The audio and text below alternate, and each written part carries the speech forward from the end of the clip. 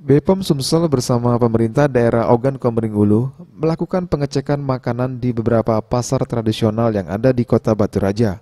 Puluhan sampel yang diuji seperti mie basah, tahu, minuman buah untuk buka puasa sampai ikan asin pada Kamis 30 Maret 2023.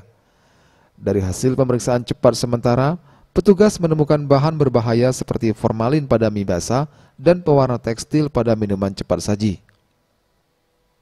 Ketua Tim Investigasi dan Pendidikan BPOM Palembang Teddy Nirawan mengatakan, sampai saat ini pihaknya masih meneliti cepat di mobil milik BPOM puluhan sampel makanan dan pihaknya menemukan 2 bahan berbahaya pada mie dan minuman. Teddy menjelaskan kegiatan ini sifatnya hanya pembinaan, jadi yang kedapatan menjual makanan yang mengandung bahan berbahaya hanya didata dan dibuat perjanjian untuk tidak lagi menjual makanan tersebut.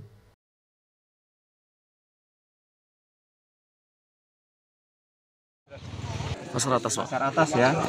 Sementara ini masih berproses, masih banyak sampel yang sudah kita ambil dan diproses pengujian secara cepat di mobil laboratorium keliling.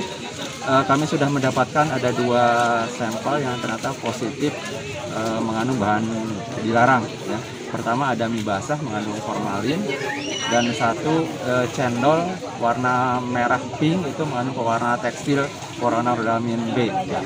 Kami sudah sementara diamankan untuk tidak dijual lagi dan penjualnya kita berikan pembinaan dan juga pernyataan agar tidak menjual lagi produk yang serupa. Selanjutnya kami akan telusuri produsennya. Bagus Mihargo, Sriwijaya TV.